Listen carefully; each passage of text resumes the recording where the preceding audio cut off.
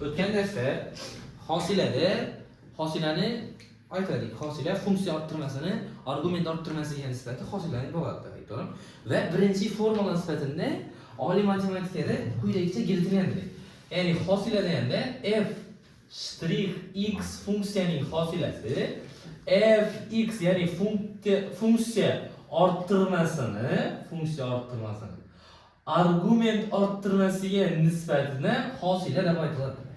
Tushundingizmi? Ve hosilani jadvallarni ketadi. Bunda ishlasak ko'rdik ish ko'p ketgan. Zo'yib ketadi. Ya'ni ansatlarni qiylash boshlaydi. Lushi hosilani formulalarni aniq qo'ysak bo'ldi biz. Birinchisi. Demak, hosilaning birinchi formulasi quyidagicha. S degan o'zgarmas sonning hosilasi. Hosilani shtrixlamagan. Agar 2 shtrix tursa 2 marta hosila bo'ladi. Tushundingizmi? Ibedagi S degan ya'ni o'zgarmas sondan hosila 0 ga teng. Lekin 0 ning hosilasi mavjud emas. Demak, bu yerda S nol desa S konstanta bo'ladi. Ya'ni konstanta ya'ni o'zgarmas son degani. Demak, bizda ikkinchisi x darajasi a ning hosilasi. X darajasi a degan funksiyadan hosil oladigan bo'lsak ichki bor. Daraja aldan tushadi va darajadan 1 kamayadi. Ya'ni bu x darajasi a degan funksiyaning hosilasi. Uchinchisi ildiz osti x degan funksiyaning hosilasi. Demak, ildiz osti x degan funksiyani chizamiz. Ildiz osti x degan funksiyani x ni 1 taqsim ikkinchisini hosilasi deb turamiz. Hosilani tartibini kelgan daraja aldan tushadi va darajadan 1 kamayadi. Ya'ni 1 taqsim 2 dan 1 kamayadi. Demak, x ni aldandagi 1 taqsim 2 turibdi. X dan minusdan 1 taqsim ikkinchisi bo'ladi. Demak, buni biza 1 taqsim 2 ildiz osti x desak bo'ladi. Demak, ildiz osti x ning hosilasi 1 taqsim 2 ildiz osti x bo'ladi. Tushunarli bo'ldimi? Keyingisi to'rtinchisi. Kub ildiz osti x ni hosilasini ko'radigan bo'lsak. Demak, kub ildiz osti x ni hosilasi x ni 1 taqsim 3-sini hosilasi. Daraja aldan tushdi va darajadan 1 kamaydi. Demak, 1 taqsim 3 ni x ni darajasida minus 2 taqsim 3 bo'ladi. Endi biza inavi minusundan qutulsak 1 taqsim bo'lib mahrajga tushadi. Kub ildiz ostida x ni nomsi bo'ladi, kvadrati bo'ladi. Demak, ildiz osti kub ildiz osti x dan hosila 1 taqsim 3 kub ildiz osti x kvadrat bo'ladi. 5-chi 1 taqsim x ni hosilasi. 1 taqsim x funksiyaning hosilasi chiqib qoladi.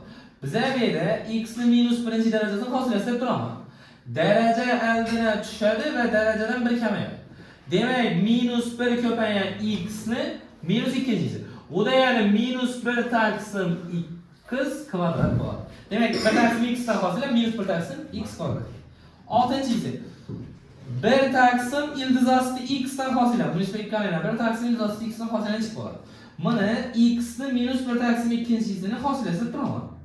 Daraja aldan tushdi va darajadan 1 kamayadi. Darajadan 1 kamayadigan bo'lsa 1 taqsim 2 dan 1 dan.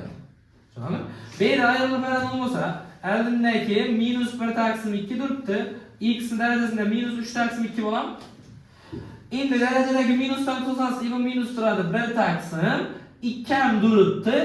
Kvadrat ildiz ostida x ni nomsi kvadrat ildiz ostida x ni kubi. Demak, 1 taqsim ildiz osti x ning hosilasi minus 1 taqsim 2 kub ildiz ostida kvadrat ildiz osti x. Keyingisi 7-chi. 7-chisida a darajasi x degan funksiyaning hosilasi. A darajasi x degan funksiyaning hosilasi a darajasi x ln a. Masalan, qaranglar, buna bir kichkina misol ko'rib kelsak. 2 darajasi x ni hosilasi desa 2 darajasi x ln 2 bo'ladi. Tushunarli? 3 darajasi x bo'lsa 3 darajasi x ln 3 bo'ladi. Keyingisi 8-chi. y darajasi x ni hosilasi. Y darajasi x ni hosilasi tepadagini y darajasi x ln y bo'ladi. Yana bu ln y degan yeri 1 bo'lib ketganini hisobga oladigan bo'lsak, y darajasi x ning hosilasi y darajasi x ning o'zi bo'ladi. Tushunarli? Keyingisi 9-chi.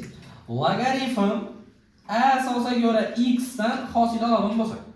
Demak, bu yerda 1 taqsim x yoziladi. ln asos nom bo'lsa, shuni ko'rsatib yozamiz. Masalan, mana bir dona misol ko'rib keladigan bo'lsak. Logaritm 3 asosiga ko'ra x ni hosilasi. Demek biz yerda hosiladan yozishdan bitti. Hosila bilan hosila. Shunda bir taqsim x ln ibeylar 3 turibdi, bera nasib qo'yamiz. Keyinchisi 10-chi. Bu LG A darajada A asosiga ko'ra, ya'ni LG X asos bo'lmaydi. LG X ni hosilasi. LG degani asosi 10lik logaritm. Buni hosilasi nechta bo'ladi? 1 taqsim x ln b'dan chiqibdi 10 bo'ladi. Keyinchisi 11-chi. ln ya'ni natural logaritm ln x dan hosilasi nechta bo'ladi? ln degani asosi y'lik logaritm, ya'ni asosi y bo'lgan logaritmdan hosil oladigan bo'lsak, 1 taqsim x ln y ln y 1 bo'lib ketganini hisobladigan bo'lsak, 1 taqsim x. Tushunarlimi? Endi trigonometrik funksiyadan hosilalarni ko'rib chiqsak. Trigonometrik funksiyadan, ya'ni sinus x ni hosilasi. Sinus x ni hosilasi cosinus x dan bo'ladi. 13-chi. Cosinus x ni hosilasi. Cosinus x ni hosilasi minusdan sinus x dan bo'ladi. 14-chi. 14-chida tangens x ni hosilasi 1 taqsim cosinus kvadrat x dan bo'ladi. 15-chi. 15-chi kotangens x ni hosilasi minus 1 taqsim sinus kvadrat x dan bo'ladi. Keyinchisi 16. Arc sinus x ni hosilasi. Arc sinus x ni hosilasi 1 taqsim yıldız aslında 1 minus x kvadratı denk. 17-chi. Arc cosinus x ni hosilasi. Arc cosinus x ni hosilasi minus 1 taqsim yıldız aslında 1 minus x kvadratı denk. 18-chi. Arc tangens x ni hosilasi. Arc tangens x ni hosilasi 1 taqsim 1 plus x kvadratı denk. 19-chi. Arc kotangens x ni hosilasi. Arc kotangens x ni hosilasi minusdan 1 taqsim 1 plus x kvadratı denk. Tushunarlimi? Keyinchisi 20-chi. S degan konstanta bilan qandaydir funksiya ko'payib tursa, bu yerda hosilani topoladi. Inabi S x ga bog'liq bo'lmaganligi uchun undan hosila olinmaydi. Ya'ni uzib turaveradi. Fx ni hosilasi olib qo'yiladi. Bu uzib nima deb turibdi? Qani, shunda masalan chindan kelib turib ko'radigan bo'lsak, sizda 3x kvadratdan hosila oldik-ku.